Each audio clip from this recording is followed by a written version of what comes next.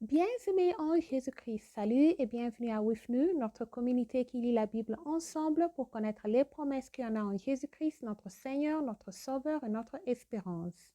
Nous continuons avec Actes chapitre 7. Le souverain sacrificateur dit, « Les choses sont-elles ainsi ?» Étienne répondit, « Hommes, frères et pères, écoutez, le Dieu de gloire apparut à notre père Abraham. » Je tourne la page. Lorsqu'il était en Mésopotamie, avant qu'il s'établît à Charan, et il lui dit, « Quitte ton pays et ta famille et va dans le pays que je te montrerai. » Il sortit alors du pays de Chaldée et s'établit à Charan. De là, après la mort de son père, Dieu le fit passer dans ce pays que vous habitez maintenant. Il ne lui donna aucune propriété en ce pays, pas même de quoi poser le pied, mais il promit de lui en donner la possession et sa postérité après lui, quoiqu'il n'eût point d'enfant. Dieu parla ainsi, sa postérité séjournera dans un pays étranger. On la réduira en servitude et on la maltraitera pendant 400 ans. Mais la nation à laquelle ils auront été asservis, c'est moi qui la jugerai, dit Dieu. Après cela, ils sortiront et ils me serviront dans ce lieu-ci. Puis Dieu donna à Abraham l'alliance de la circoncision. Et ainsi Abraham alla engendrer Isaac, le circoncis, le 8e jour. Isaac engendra et circoncis Jacob, et Jacob le 12 patriarche. Les patriarches, jaloux de Joseph, le vendit pour être emmené en Égypte. Mais Dieu fut avec lui et le délivra de toutes ses tribulations. Il lui donna la sagesse et lui fit trouver grâce devant Pharaon, roi d'Égypte, qu'il établit gouverneur d'Égypte et de toute sa maison. Il survint une famine dans tout le pays d'Égypte et dans celui de Canaan. La détresse était grande et nos pères ne trouvaient pas de quoi se nourrir. Jacob apprit qu'il y avait du blé en Égypte et il lui envoya nos pères une première fois. Et la seconde fois, Joseph fut reconnu par ses frères, et Pharaon sûr de quelle famille il était. Puis Joseph envoya chercher son père Jacob et toute sa famille, composée de 75 personnes. Jacob descendit en Égypte où il mourut ainsi que nos pères. Et ils furent transportés à Shichem et déposés dans le sépulcre qu'Abraham avait acheté à prix d'argent, des fils des morts pères de Shichem. Le temps approchait où devait s'accomplir la promesse que Dieu avait faite à Abraham. Et le peuple s'accrut et se multiplia en Égypte, jusqu'à ce que parut un autre roi qui n'avait pas connu Joseph. Ce roi usa d'artifices contre notre race, maltraita nos pères au point de leur faire exposer leurs enfants pour qu'ils ne vécuent pas. À cette époque, naquit Moïse qui était beau aux yeux de Dieu. Il fut nourri 3 mois dans la maison de son père. Et quand il eut été exposé, la fille de Pharaon le recueillit et l'éleva comme son fils. Moïse fut instruit dans toute la sagesse d'Égyptien et il était puissant en parole et en œuvre. Il avait 40 ans lorsqu'il y vint dans le cœur de visiteurs ses frères, le fils d'Israël.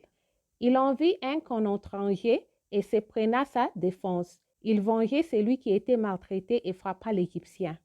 Ils pensaient que ses frères comprendraient que Jésus leur accordait la délivrance par sa main, mais ils ne comprirent pas. Le jour suivant, il parut au milieu d'eux comme ils se battaient, et il les exhorta à la paix. « Hommes, dit-il, vous êtes frères, pourquoi vous maltraitez-vous l'un l'autre ?» Mais celui qui maltraitait son prochain les repoussa en disant, « Qui t'a établi chef et juge de nous? Veux-tu me tuer comme tu as tué hier l'Égyptien ?» À cette parole, Moïse prit la fuite et il alla séjourner dans le pays de Madian, où il engendra 2 fils. 40 ans plus tard, un ange lui apparut au désert de la montagne de Sinaï, dans la flamme d'un boisson en feu. Moïse voya cela, fut étonné de cette apparition, et comme il s'approchait pour examiner, la voix du Seigneur se fit entendre. « Je suis le Dieu de tes pères, le Dieu d'Abraham, Isaac et de Jacob. » Et Moïse tout trembla, n'osait regarder. Le Seigneur lui dit, « Ôte tes souliers de tes pieds, car le lieu sur lequel tu te tiens est une terre sainte. J'ai vu la souffrance de mon peuple qui est en Égypte. J'ai entendu ses gémissements et je suis descendu pour le délivrer.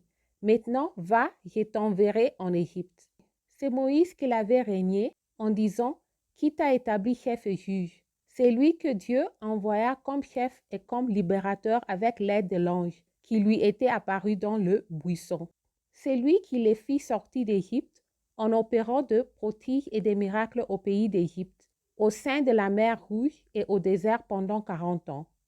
C'est Moïse qui dit aux fils d'Israël, « Dieu vous suscitera d'entre vos frères un prophète comme moi. » C'est lui qui, lors de l'assemblée au désert, était avec l'ange qui lui parlait sur la montagne de Sinaï et avec nos pères, reçus des oracles vivants pour nous les donner.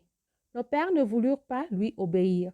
Ils le repousèrent et ils tournèrent leur cœur vers l'Égypte, en disant à Aaron, « Fais-nous de Dieu qui marche devant nous, car c'est Moïse qui nous a fait sortir du pays d'Égypte. Nous ne savons ce qu'il est devenu. » Et en ce jour-là, ils firent un veau, ils offrirent un sacrifice à l'idole et se joignirent de l'œuvre de leurs mains.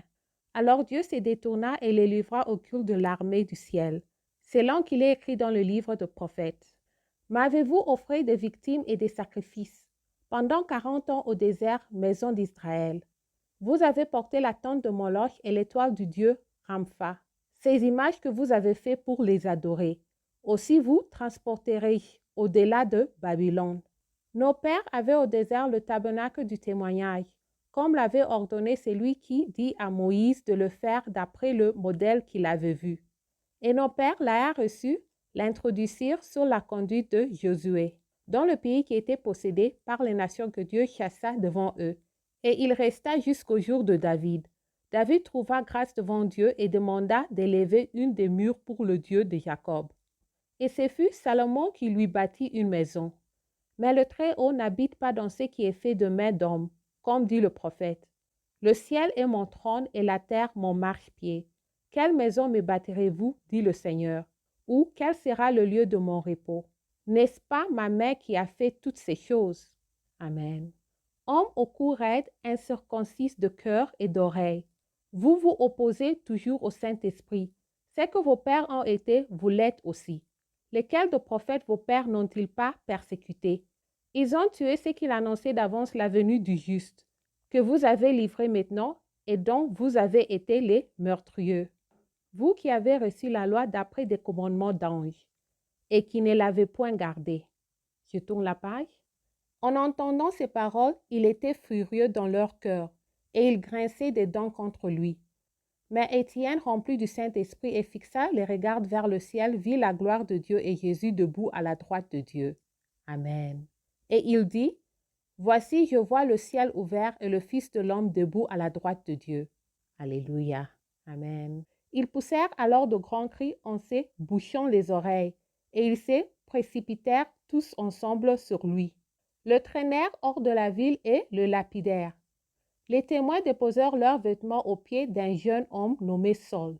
Et ils lapidaient Étienne qui priait et disait, « Seigneur Jésus, reçois mon esprit. » Puis, s'étant mis à genoux, il s'écria d'une voix forte, « Seigneur, ne leur impute pas ces péchés. » Et après ces paroles, il s'endormit.